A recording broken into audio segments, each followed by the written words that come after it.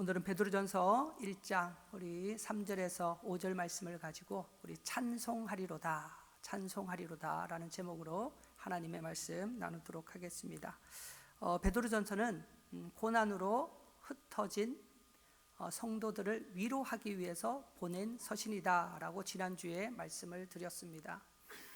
삶의 터전은 무너졌고 또 예수를 믿는다라는 이유만으로 그들은 조롱과 사람들의 박해를 견뎌내야만 했습니다. 그들이 당면한 현실은 결코 가벼운 것이 아니었습니다. 그럼에도 불구하고 오늘 성경은 그들을 향해서 원망이나 불평이 아니라 도리어 하나님을 찬송하라고 이야기를 하고 있습니다. 문제가 해결되었기 때문에 드리는 찬양이 아니라 오늘 이 본문은 문제 한가운데서, 고난 한가운데서도 우리는 하나님을 찬양해야 된다라고 말씀하고 있는 것입니다. 그러면 우리는 이런 질문을 가질 것입니다. 왜 우리가 하나님을 고난 가운데서도 찬양해야 하는가라는 것입니다. 이 질문에 대해서 오늘 본문은 세 가지로 우리에게 답해주고 있습니다. 먼저 첫 번째는 하나님께서 우리에게 산 소망을 주셨기 때문에 우리는 하나님을 찬양해야 된다라는 것입니다. 하나님 무엇을 주셨다고요? 산 소망을 주셨다라고 말씀합니다. 우리 3절 말씀이 그 말씀인데요, 우리 다시 한번 말씀 같이 읽겠습니다. 시작. 우리 주 예수 그리스도의 아버지 하나님을 찬송하리로다. 그의 많으신 긍휼대로 예수 그리스도를 죽은 자 가운데서 부활하게 하심으로 말미암아 우리를 거듭나게 하사 산 소망이 있게 하시며. 분명히 성경은 이렇게 이야기합니다. 우리 주 예수 그리스도의 아버지 하나님을 찬송하리로다. 찬송하리로다. 왜 찬양을 해야 되느냐? 그의 많으신 긍휼대로 예수 그리스도를 죽은 자 가운데서 부활하게 하심으로 말미암아 우리를 거듭나게 하사 무엇을 주셨어요? 산 소망이 있게 하시며 라고 말씀합니다. 여러분, 베드로 사도는 의도적으로 소망이라는 단어 앞에 살았다라는 이 단어를 함께 붙여서 사용하고 있습니다. 그냥 우리에게 소망을 주셨다라고 해도 될 터인데 굳이 산 소망이라고 말하고 있다라는 사실입니다. 그 이유는 죽은 소망도 있기 때문에 그렇습니다. 여러분, 소망이라고 말한다고 해서 다 같은 소망이 아닙니다. 성경에서 말하고 있는 소망이 있고 세상이 말하고 있는 소망이 다르다라는 것입니다. 그래서 의도적으로 산 소망이라고 말하는 것이죠. 그렇다면 여러분, 죽은 소망과 산 소망의 차이가 무엇입니까? 먼저 이 죽은 소망이라는 것은 인간을 기초로 해서 세워진 소망을 말합니다. 이런 소망은 상황이나 형편에 따라서 시시각각 그 소망도 바뀔 수밖에 없다라는 것이죠. 예를 들면 내가 어떤 일을 계획하고 또 기대했습니다. 그런데 내가 생각했던 대로 내 삶의 방향이 진행되지 않을 때에 우리의 가지고 있던 소망도 함께 무너지는 것입니다. 이건 죽은 소망이라는 것이죠. 그러나 반대로 이 산 소망이라는 것은 어떤 상황에서든지 결코 무너지지 않는 영원한 소망을 이야기하는 것입니다. 왜냐하면 그 소망의 기초가 사람이 아니라 예수 그리스도의 십자가와 부활에 근거하고 있기 때문에 그렇습니다. 오늘 3절 말씀이 그 이야기를 하는 것입니다. 너희에게 예수 그리스도의 그 십자가와 부활을 통해서 너희를 거듭나게 하셨고 너희에게 산 소망을 주셨다라고 말씀하고 있는 것이죠. 여러분, 이 소망을 가진 사람은 내상의 형편에 따라서, 환경에 따라서, 사람들의 그 말에 따라서 이 소망이 흔들릴 수가 없는 것입니다. 왜냐하면 기초가 내가 아니라 예수 그리스도의 부활이기 때문에 그렇습니다. 하나님이 이 소망을 우리에게 주셨다면, 이 소망을 가진 자라면 우리는 모든 상황 속에서 하나님을 찬양해야 되는 줄 믿으시기를 주님의 이름으로 간절히 축원합니다.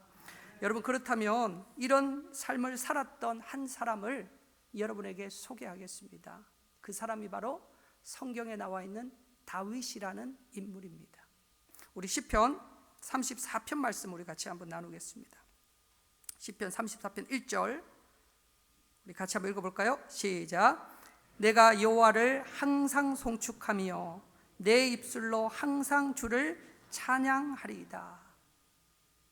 다윗은 이렇게 얘기합니다. 항상 송축하고 항상 내 입술로 주를 찬양하겠습니다.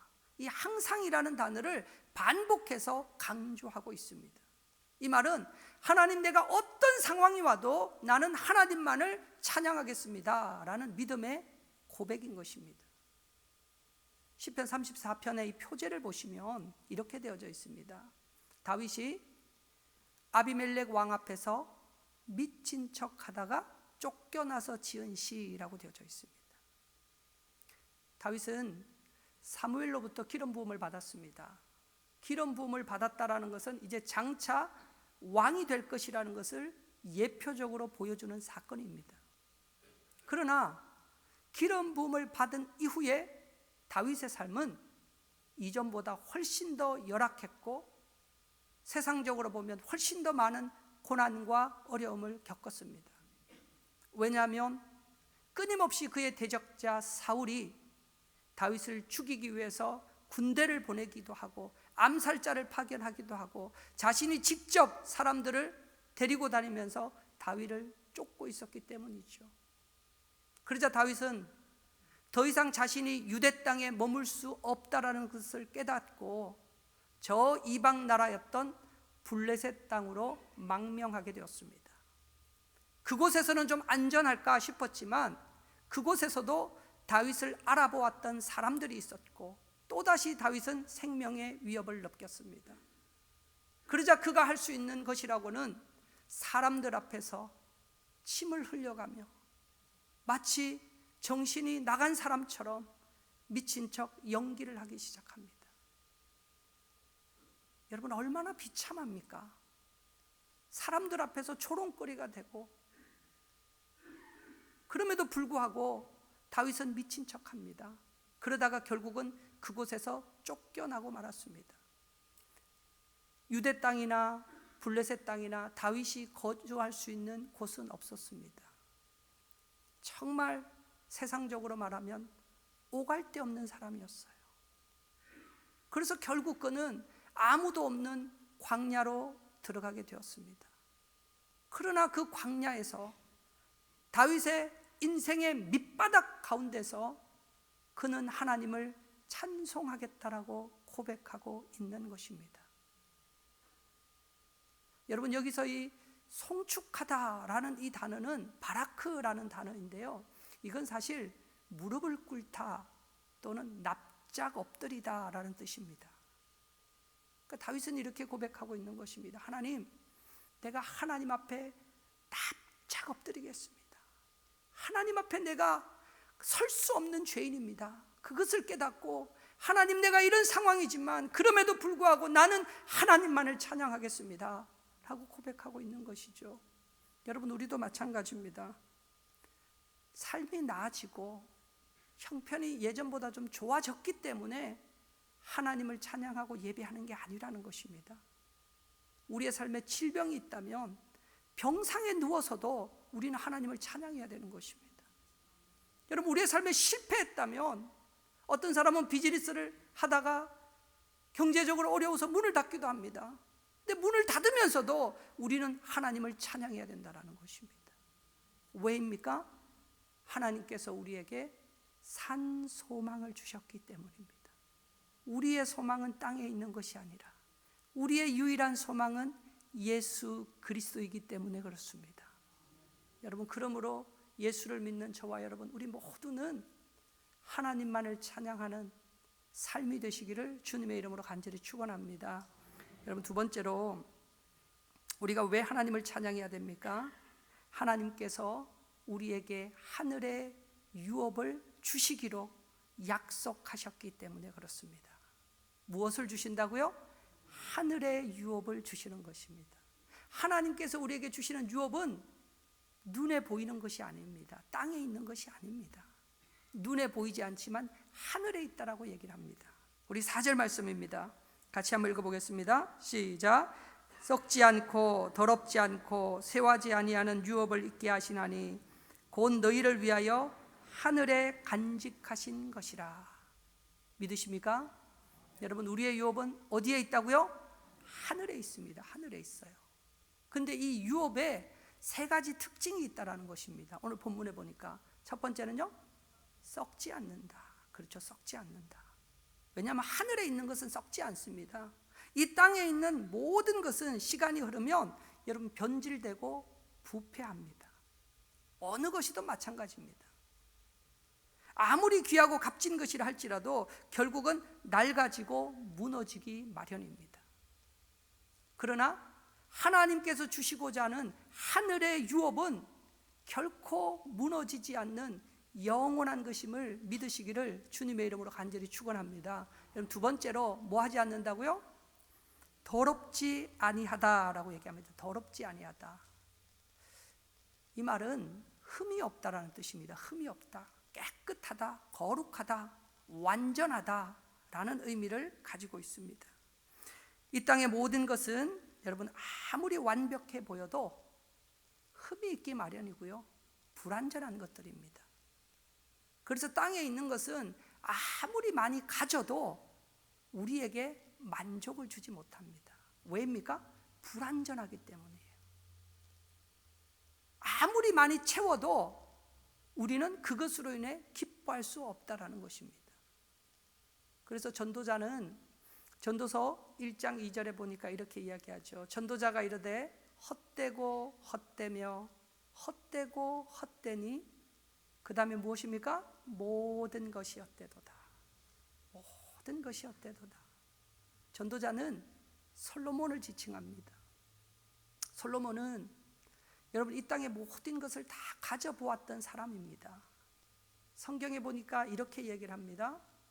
그가 눈으로 원하는 것은 다 가져보았고 마음에 기뻐하는 것은 다 해보았다라는 것입니다. 오늘날 얘기하면 자기가 하고 싶은 대로 자기의 마음이 원하는 것들은 안 해본 것이 없다라는 것입니다. 여러분 사실 이런 삶을 살면 행복할 것 같지 않습니까? 내가 하고 싶은 거 다 해볼 수 있고 원하는 거 다 가져볼 수 있다라는 것, 그러면 너무너무 기뻐서 이렇게 내가 살아보았더니 정말로 기쁘고 기뻤더라, 그렇게 돼야 되지 않습니까? 근데 솔로몬은 그 모든 것을 다 해보았어요. 그래서 어느 신학자는 이렇게 표현하더라고요. 이 땅에 태어나서 인간이 해볼 수 있는 모든 끝까지 가본 사람이 솔로몬이라는 것입니다. 근데 그 끝에 가면 뭔가 좀 만족이 있을 줄 알았는데 그 끝까지 가보았는데도 솔로몬이 헛되다 라는 것을 깨닫게 된 것이죠. 만족이 없더라 라는 이야기입니다. 만약 제가 여러분들에게 이 땅에 있는 모든 것은 다 헛됩니다 라고 이야기한다면 아마 여러분 속으로 이렇게 생각하실 거예요. 목사님이 그거 안 누려봐서 못 가져봐서 저런 소리 하는 거야 라고 생각할 수 있습니다. 근데 그게 아니고요, 이 땅에서 가장 부하게 살아봤던 솔로몬이 지금 이야기를 하고 있고, 여러분 그것이 하나님께서 성경을 통해서 우리에게 가르쳐주고 있는 것입니다. 봐라, 이 솔로몬을 한번 봐라. 너희가 그렇게 지금 추구하고 달려가고 있는 그 끝에 무엇이 기다리고 있는지 한번 보라는 것입니다. 가봤더니 거기에는 무의미하더라. 여기서 헛되다라는 단어는요, 헤벨이라는 단어이거든요. 그런데 이 헤벨이라는 단어는 원래는 호흡, 숨이라는 뜻입니다. 뭔가 이렇게 붙들려고 하면 아무것도 없는 무가치한 것을 얘기하는 거예요. 그게 바로 헛되다라고 말하고 있는 것이죠. 그러나 우리가 받을 하늘의 유업은 완전한 것입니다. 흠이 없는 것입니다. 그리고 세 번째가 무엇입니까? 쇠하지 아니한다라고 이야기합니다. 이것은 말 그대로 시들지 아니한다라는 것입니다. 사라지지 아니한다라는 거예요. 그래서 하나님께서 우리에게 주실 그 유업은 영원한 유업이라는 것입니다. 이 땅에서 우리 정말 많이 살면 100세, 뭐 요즘에는 100세 넘으신 분들도 그렇게 많다 그러더라고요. 그래서 조금 더 나가면 110세, 120세까지 살 수 있을지는 모르겠습니다. 그러나 중요한 것은 그 다음이 없다라는 것입니다. 유한하다는 거예요. 그러나 하나님이 나에게 주실 그 유업은요, 쇠하지 않습니다. 사라지지 않는 거예요. 어느 마을에 그 우물이 하나 있었습니다. 그래서 지나가던 나그네들이 이제 그 우물에 목이 말라 물을 기르려고 합니다. 그래서 옆에 보니까 이게 조그마한 두레박이 하나 있는 거예요. 그것을 이렇게 내려서 두레박을 끌어올렸는데 그 안에 물이 한 방울도 담겨 있지 않습니다. 그래서 옆에 있던 또 다른 사람이 이야기를 합니다. 두레박이 좀 작아서 그런 것 같아. 그래서 큰 두레박을 가지고 왔어요. 그리고 또 그 두레박을 우물 아래로 내렸습니다. 그리고는 다시 끌어올렸어요. 그런데도 여전히 물이 없는 것입니다. 그러자 옆에 있는 사람이 또 이야기를 합니다. 아마 이 두레박에 연결되어 있는 이 끈이 짧아서 저 밑에까지 닿지 않나 보다라고 생각하고 긴 줄을 가져와서 두레박에다 꽁꽁 묶고는 우물에다가 또다시 내렸습니다. 한참을 내린 후에 끌어올렸어요. 물이 담겼을까요? 안 담겼을까요?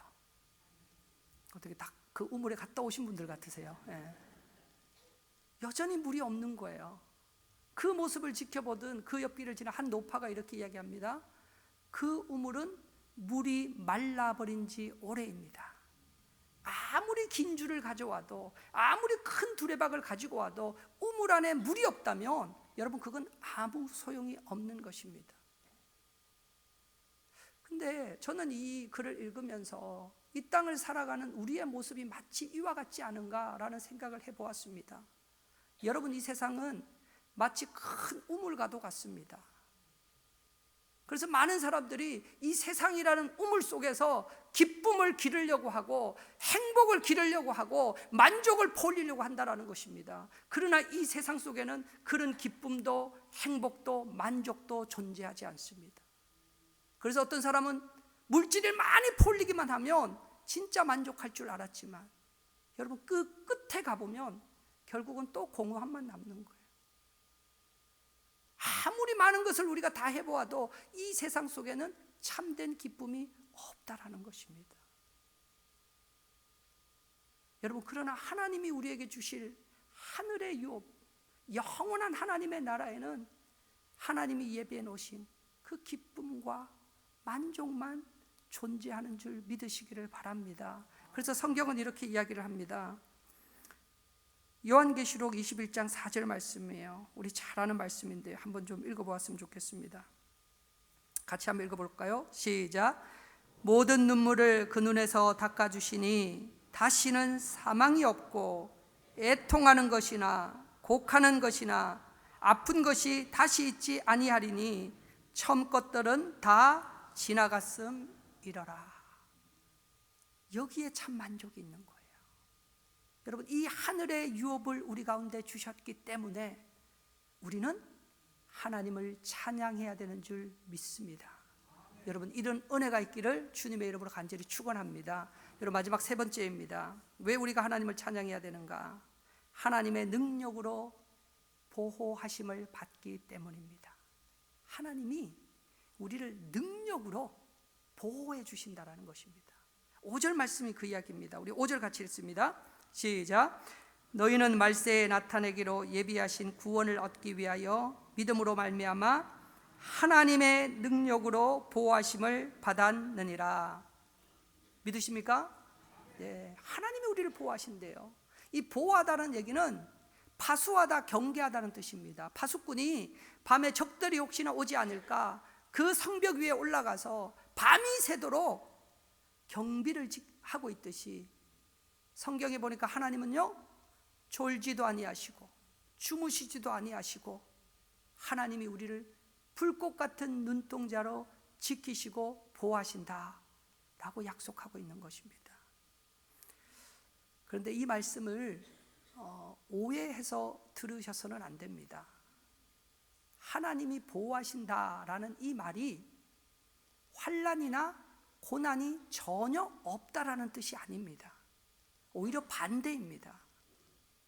하나님이 우리를 환난이 없도록 보호하시는 것이 아니라 환난 가운데서 우리를 지키시겠다고 약속하고 있는 것입니다. 그러니까 예수를 믿어도 여러분 실패를 만날 수도 있고요, 예수를 믿어도 어려움을 당할 수 있다라는 것입니다.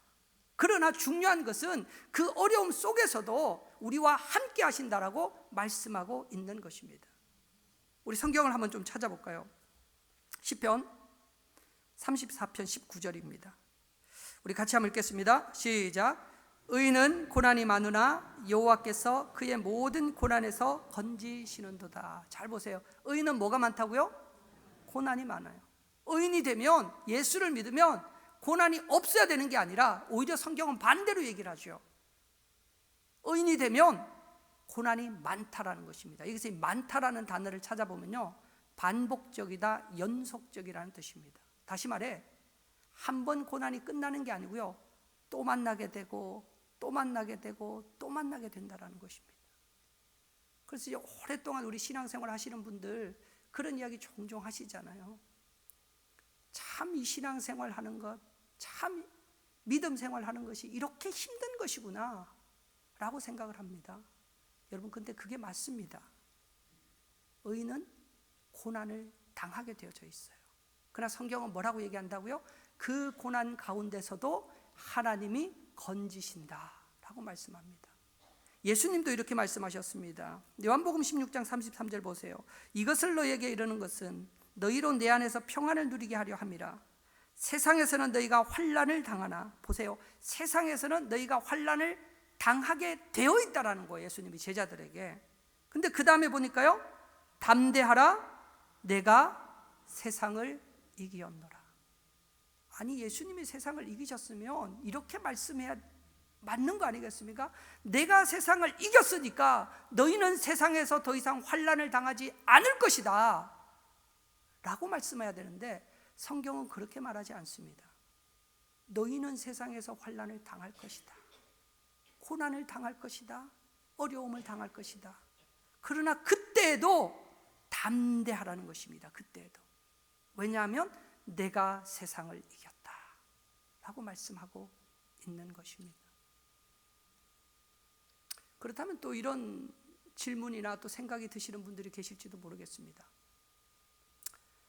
아니, 그렇다면 그것이 어떻게 하나님이 나를 보호하시는 건가? 아니, 뭐 예수 믿어도 여전히 어려움을 당한다면 그것은 하나님이 보호하시는 게 아니지 않는가 라고 생각할 수 있습니다. 근데 이 질문에 대한 답은요, 오늘 이 5절에서 뭐라고 이야기하냐면 이렇게 얘기합니다. 하나님께서 우리의 무엇을 지키는가 하면 우리의 구원의 완성을 위해서 우리의 믿음을 지키신다라고 말하고 있는 것입니다. 잘 5절 한번 다시 한번 잘 보세요, 여러분. 같이 읽겠습니다. 시작. 너희는 말세에 나타내기로 예비하신 구원을 얻기 위하여 믿음으로 말미암아 하나님의 능력으로 보호하심을 받았느니라. 여러분, 이 말씀은 우리는 하나님 나를 능력으로 보호한다 그러니까 항상 우리는 이것을 세속적으로 생각을 합니다. 세상적인 관계를 가지고 설명을 합니다. 지금 그 이야기를 하는 것이 아니고요, 하나님이 우리를 구원하시기로 예정하셨잖아요. 그리고 하나님의 때에 하나님이 우리에게 믿음을 주시고 우리를 부르셨습니다. 그런데 우리가 살아갈 이 세상은 너무나 거칠고 너무나 험합니다. 그런데 이 거친 세상 속에서도 하나님께서 우리의 믿음을 하나님의 능력으로 보호하시겠다라는 겁니다. 그리고 이 마지막에 이 믿음을 통하여 우리를 뭐 하신다고요? 구원의 완성을 이루시겠다라는 거예요. 그러니까 하나님이 우리를 보호하신다라는 것은 물론 하나님께서 우리의 삶에 또 우리의 형편에 따라서 그 문제들을 해결하실 수도 있습니다. 그러나 그렇게 되지 않는다 할지라도 여러분, 우리가 낙심할 이유가 없어요. 왜냐하면 하나님은 우리의 믿음을 보호하고 계시고, 그 믿음이 언제까지요? 예수의 날까지, 예수의 재림 때까지 보호하셨다가 그 믿음을 통하여 우리를 구원하시기 때문에 그렇습니다.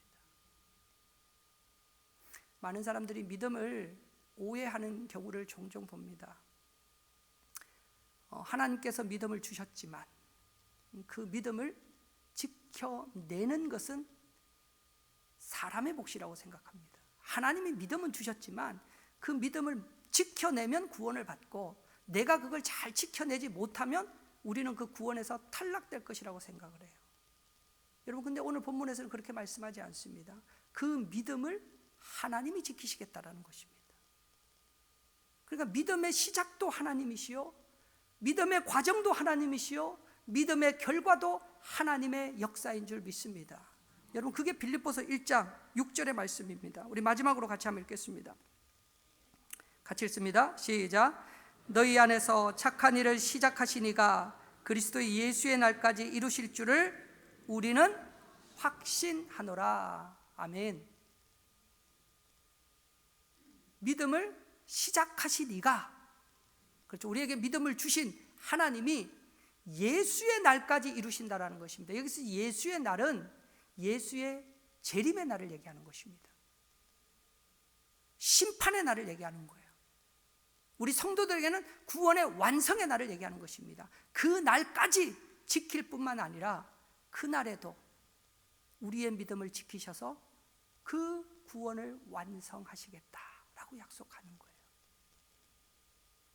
이렇게 이야기하면 이 타락한 인간의 본성은 어떻게 들리느냐 하면요, 아니 그러면 목사님, 하나님이 시작하셨고 하나님이 보호하시고 하나님이 완성하시면 내가 해야 될 게 아무것도 없잖아요. 맞습니다. 아무것도 없습니다. 그러면 나는 내가 좀 원하는 삶을 좀 살아도 되는 것 아닙니까? 라고 생각을 합니다. 혹시 이런 생각을 하셨으면 이렇게 생각하시면 됩니다. 아, 내가 죄인이구나 라고 생각하시면 돼요. 이게 죄된 인간의 본성이거든요. 어떻게 해서든지 하나님의 은혜를 거부하고 싶고요, 어떻게 해서든지 나의 의를 거기다가 자꾸 추가하고 싶은 것입니다. 그래도 내가 이렇게 했지 않습니까? 이걸 자꾸 내세우고 싶은 거예요. 인정받고 싶고 자랑받고 싶은 것이 인간의 욕망입니다. 여러분, 이렇게 설명을 드리면 어떨까 생각을 합니다.